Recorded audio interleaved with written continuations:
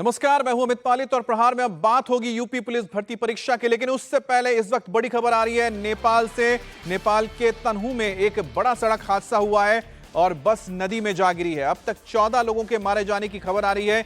UP number की बस में 40 मुसाफिर सवार थे। बताया जा रहा है कि यह बस पोखरा से काठमांडू की ओर जा रही थी, जिस दौरान ये हादसे का शिकार हुई है और सीधे खाई में जा गिरी। नदी में गिरने से बस में सवार 40 लोग इसकी चपेट में आ गए हैं और बस के पड़खच्चे उड़ गए हैं। 14 लोगों की जान जा चुकी है।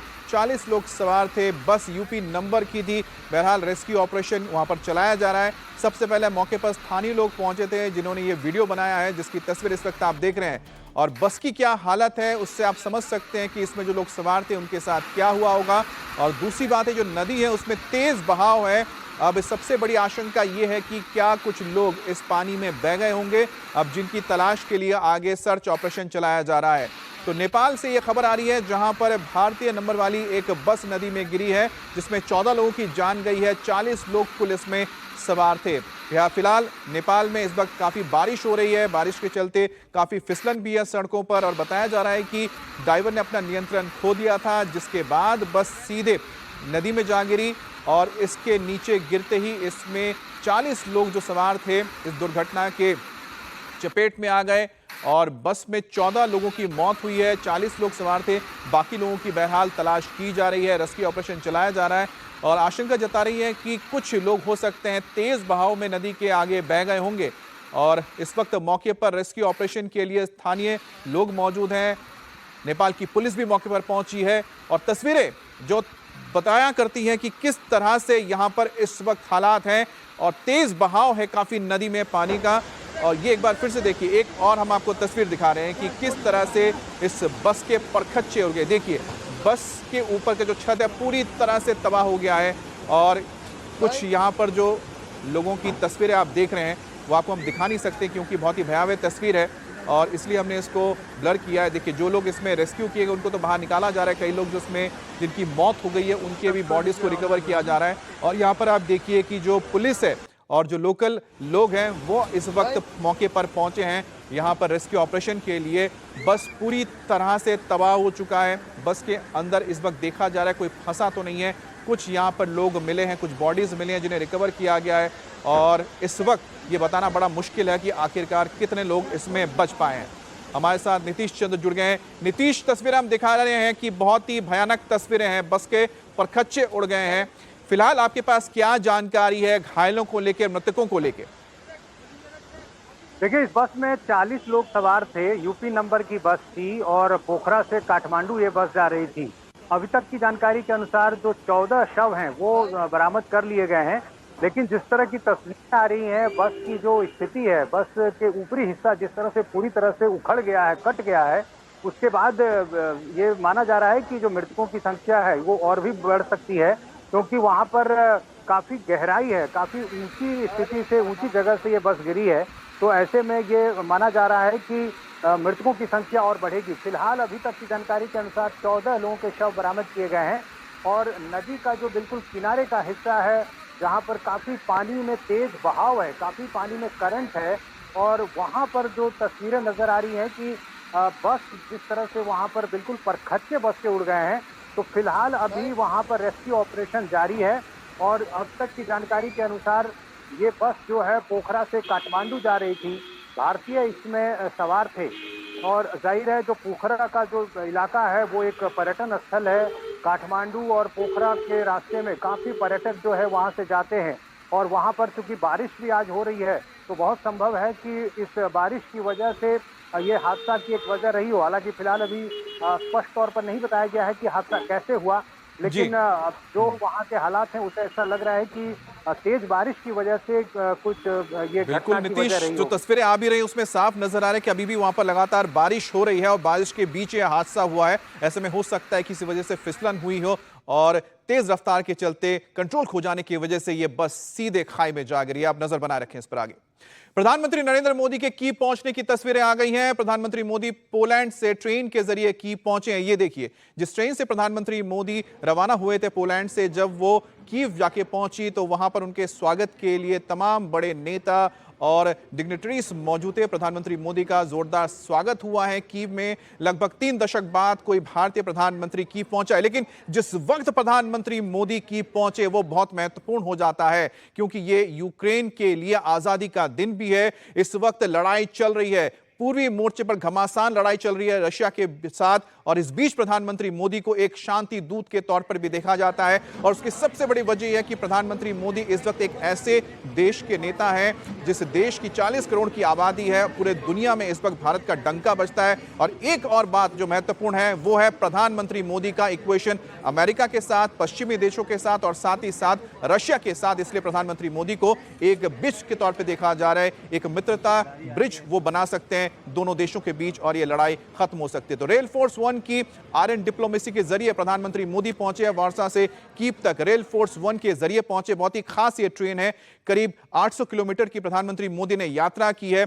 10 घंटे का सफर उन्होंने इस ट्रेन में किया है और वार्सा से कीव तक रेल फोर्स 1 के जरिए प्रधानमंत्री मोदी पहुंचे हैं, क्योंकि वहां पर लड़ाई के चलते जो फ्लाइट्स हैं पूरी तरह से बंद रहती हैं। और इससे पहले भी जो तमाम देशों के बड़े नेता भी कीव पहुंचे हैं और पोलैंड के जरिए पहुंचे हैं, तो इसी ट्रेन का उन्होंने इस्तेमाल किया है। रेल फोर्स 1 के जरिए ही अब तक तमाम जो बड़े बड़े देश के नेता, राष्ट्राध्यक्ष कीव के दौरे के लिए आए थे, इसी के जरिए आए थे। तो प्रधानमंत्री मोदी भी इसी ट्रेन के जरिए इस वक्त कीव पहुंचे। दूसरी बड़ी बात है कि प्रधानमंत्री मोदी जब पहुंचेंगे और जेलेंस्की से मुलाकात होगी, हर मुद्दे पर बात होगी, लेकिन साथ ही भारत के साथ साझेदारी, चाहे वो डिफेंस सेक्टर हो, चाहे वो व्यापार हो या फिर खाद्य हो, इन तमाम चीजों पर भी प्रधानमंत्री मोदी के साथ बात होगी। और इस वक्त सबसे ज्यादा जरूरत कीव में, यूक्रेन में है, स्किल्ड लोगों की वहां पर दरकार है, और ये भारत मुहैया करवा सकता है। जिस तरह से पोलैंड के साथ एक समझौता हुआ है जिसमें भारत के जो वर्कर्स है, भारत के जो एक्सपर्टीज है, चाहे वो कंस्ट्रक्शन की फील्ड हो या दूसरे फील्ड्स हो, उसमें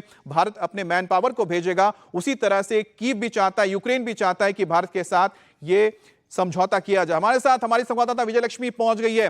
विजयलक्ष्मी, प्रधानमंत्री मोदी पहुंच चुके हैं। प्रधानमंत्री मोदी का इस वक्त आगे का क्या कार्यक्रम होगा, कहां पर दोनों नेताओं की मुलाकात होने जा रही है? देखिए अमित, अभी प्रधानमंत्री नरेंद्र मोदी हालांकि सुबह 7:30 बजे यहाँ के लोकल टाइम पर पहुंच गए थे और एक लंबी ट्रेन जर्नी उन्होंने की, और इसी से अंदाजा लगाया जा सकता है कि कितना महत्वपूर्ण ये दौरा है, क्योंकि किसी भी प्रधानमंत्री के लिए 10 घंटे सिर्फ एक यात्रा में इन्वेस्ट करना एक बहुत बड़ा टाइम के लिहाज से एक बहुत ही जटिल काम होता है। बहरहाल आज का दिन जो है वो कुछ सुरक्षा कारणों की वजह से बहुत ज्यादा डिटेल्स अमित उसको लेकर के शेयर नहीं की जा रही है, लेकिन ये जरूर है कि उनकी मुलाकात जो है आज यहाँ पर जो यूक्रेन के राष्ट्रपति हैं व्लादिमीर ज़ेलेंस्की, उनके साथ उनकी मुलाकात हो सकती है और उसमें तमाम चीजों पर बातचीत हो सकती है। फिर चाहे द्विपक्षीय रूस और यूक्रेन वॉर तो जरूर है ही टेबल पर बातचीत करने के लिए। ये बात प्रधानमंत्री ने जब यहाँ आए थे डिपार्टिंग अपने भाषण में भी उन्होंने कहा था कि एक पर्सपेक्टिव के साथ वो जा रहे हैं जो वो यहाँ के राष्ट्रपति से शेयर करेंगे। वो पर्सपेक्टिव होगा कि कैसे इस कॉन्फ्लिक्ट को रिजॉल्व किया जा सके। हम जहां तक भारत की बात है, डायलॉग और डिप्लोमेसी की बात हम लगातार करते आए हैं, और प्रधानमंत्री ने जब पोलैंड में भी वो भारतीय समुदाय से रूबरू हुए थे तो उन्होंने कहा था जो वहां पर प्रेस स्टेटमेंट के इन तमाम समस्याओं के समाधान जो हैं वो बैटल फील्ड पर नहीं हो सकते हैं, not an era of war, बार बार प्रधानमंत्री नरेंद्र मोदी कहते आए हैं। तो कुल मिलाकर के जो भारत का संदेश है या जो प्रधानमंत्री का संदेश है वो शांति का संदेश है, और आज इसी संदेश के साथ वो जब यहाँ पर यूक्रेन के राष्ट्रपति से मुलाकात करेंगे तो यही उनका संदेश होगा। देखना होगा इस मुलाकात से किस तरह के नतीजे अमित सामने आते हैं, क्योंकि पूरी दुनिया उम्मीद करे, यहाँ पर खासतौर से भारतीय समुदाय के जो लोगों से हमने बात की वो कह रहे हैं लक्ष्मी, कहीं ना कहीं प्रधानमंत्री मोदी ने एक बड़ा स्टेटमेंट अपने इस विजिट के जरिए ही दे दिया है कि जिस तरह से जब रूस वो गए थे और उनकी मुलाकात हुई थी पुतिन के साथ, उसके बाद कई सारे सवाल उठाए जाते हैं, खासतौर पर अमेरिका जो पश्चिमी देश है वो भारत की तरफ जिस तरह था उनका रुख था उसमें कहीं ना कहीं बदलाव आने लगा था। लेकिन प्रधानमंत्री मोदी का यह दौरा कीव का ये बताने के लिए काफी है कि प्रधानमंत्री मोदी मोदी एक बैलेंस बनाकर चल रहे हैं, एक समन्वय बनाकर चल रहे हैं रशिया के साथ, अपने रिश्तों के साथ भी, और अमेरिका और पाश्चात्य देशों के साथ भी, जो इस वक्त बेहद जरूरी है कूटनीतिक तौर पर। आप नजर बनाए रखें, आगे आपके पास आएंगे। और प्रहार में अब बात होगी यूपी में पुलिस भर्ती परीक्षा की पेपर लीक को लेकर। कानून बनाने के बाद यह पहला एग्जाम करवाया जा रहा है। चीफ मिनिस्टर योगी आदित्यनाथ की ओर से परीक्षा को लेकर सख्त निर्देश दिए गए हैं। परीक्षा 5 दिन में कराई जानी है। आज पहला चरण है और पहले चरण की परीक्षा के लिए खास इंतजाम भी है। पहली पाली का एग्जाम खत्म हो गया है। अब 67 जिलों के 1154 सेंटर्स पर आज परीक्षा कराई जा रही है, जिसमें 5 लाख से ज्यादा अभ्यर्थी शामिल हैं। दोपहर 3 बजे से शाम को 5 बजे तक दूसरी पाली की परीक्षा होगी। अब पेपर लीक की घटना के बाद पुलिस प्रशासन अलर्ट है। लखनऊ से पूरे प्रदेश के सेंटर्स की निगरानी की जा रही है। सेंटर्स के अंदर और बाहर पुलिस की तैनाती की गई है। यहां तक कि ड्रोन से भी निगरानी की जा रही है पूरे कैंपस की। एग्जाम सेंटर्स के आसपास जैमर लगाए गए हैं ताकि किसी भी तरह के इलेक्ट्रॉनिक इक्विपमेंट का इस्तेमाल करके पेपर के साथ छेड़छाड़ ना की जा सके या फिर नकल ना की जा सके। पुलिस भर्ती परीक्षा को लेकर यूपी पुलिस मुस्तैद है। खुद सूबे के डीजीपी निगरानी कर रहे हैं। 60 लाख से अधिक छात्रों की परीक्षा कराना आसान टास्क नहीं है। यूपी पुलिस की क्या तैयारी है, खुद डीजीपी से सुनिए। पूरे प्रदेश में 60 लाख से ज़्यादा बच्चे लगभग 10 पालियों में परीक्षा देंगे। अभी तक जो हम लोगों के पास कंफर्म सूचना है उसके हिसाब से 48 लाख बच्चों ने के इस परीक्षा में शामिल होने के बारे में ज्ञात हुआ है। और प्रदेश के 67 जनपदों में ये परीक्षाएं 5 दिनों में 2-2 पालियों में संपन्न होगी। हमारे मजिस्ट्रेट, हमारे पुलिस के अधिकारी लगातार भ्रमणशील हैं। ये पूरी परीक्षा एक लंबी प्रक्रिया के तहत की जा रही है और इसमें बहुत सारे स्टेप्स होते हैं, जैसे प्रश्न पत्र का भंडारण, फिर वहाँ से सेंटर पे पहुँचाना, यहाँ बच्चों को का आधार प्रमाणित करना और उसके बाद से सुचारू रूप से परीक्षा कराना। तो इस बार ऐसी व्यवस्था की गई थी कि किसी को कोई असुविधा नहीं हुई। शासन स्तर से और सभी अधिकारियों के स्तर से बार बार जिले के अधिकारियों को सभी चीज़ें बताई भी गई, ट्रेनिंग भी दी गई। उस कारण से ही ये परीक्षाएं बहुत ही शांतिपूर्ण तरीके से चल रही हैं। बाहर के प्रदेशों से भी बच्चे आए हैं, वो भी परीक्षाएं दे रहे हैं और शासन तथा विभाग सुचितापूर्ण तरीके से और एक स्वस्थ प्रतिस्पर्धा के तहत मेधावी बच्चों को लेने के लिए संकल्प है। और राजधानी लखनऊ में कंट्रोल कमांड सेंटर भी बनाया गया है। Joint CP law and order Amit Verma प्रदेश के एक सेंटर की खुद निगरानी कर रहे हैं। सीसीटीवी मॉनिटरिंग की जा रही है। यूपी पुलिस परीक्षा में किसी भी तरह की गड़बड़ी से निपटने के लिए पूरी तरह से इस वक्त प्रशासन मुस्तैद है। उत्तर प्रदेश के सभी जिलों में परीक्षा चल रही है। भर्ती बोर्ड की तरफ से जो निर्देश जारी किए गए थे उनका अनुपालन करते हुए सारे सेंटर्स पे हम लोगों ने फोर्स का व्यवस्थापन किया है। बड़े सेंटर्स पे एसीपी लेवल के अधिकारी भी लगे हुए हैं। साथ ही साथ जो लॉ एंड ऑर्डर के लिए जो डीसीपी से लेके एसीपी सभी लोग फील्ड में हैं। हम लोगों के द्वारा भी जो है लगातार भ्रमण किया जा रहा है। एक खास बात यह है कि इनमें इलेक्ट्रॉनिक सर्विलेंस के माध्यम से हम लोग लगातार कंट्रोल रूम के माध्यम से प्रत्येक सेंटर पर नज़र रखे हुए हैं, चाहे वो कक्ष हो अंदर, चाहे वो कक्ष के बाहर का चीज़ें हों, सारी चीज़ें यहाँ उनकी रिकॉर्डिंग हो रही है, उनको लगातार देखा जा रहा है ताकि कोई गड़बड़ी फैला ना सके।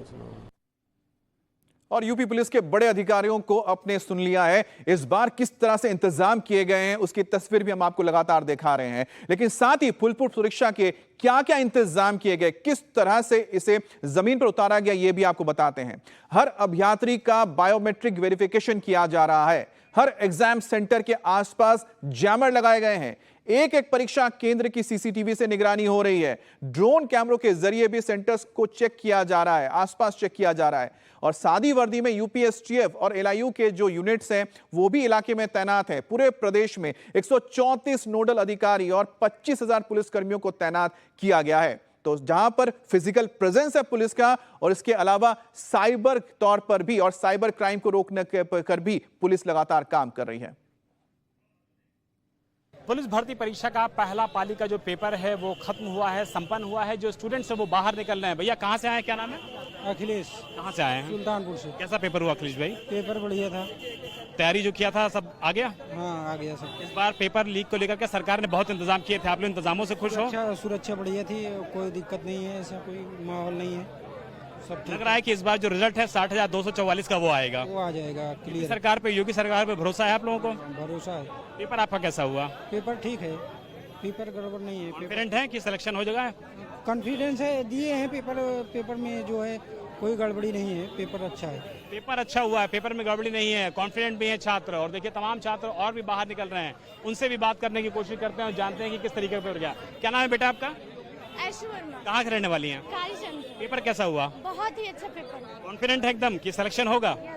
पेपर कैसा हुआ? पेपर हार्ड था, रीजनिंग मैथ ज्यादा थी। इस बार जो इंतजाम सरकार ने किया था पेपर लीक को लेकर के, उससे आप लोग संतुष्ट हैं? हाँ, बहुत है। इस बार लगता है कि पेपर लीक नहीं होगा? नहीं होगा। बहुत अच्छा। क्या नाम है आपका? विवेक कुमार। कहाँ से आए हैं?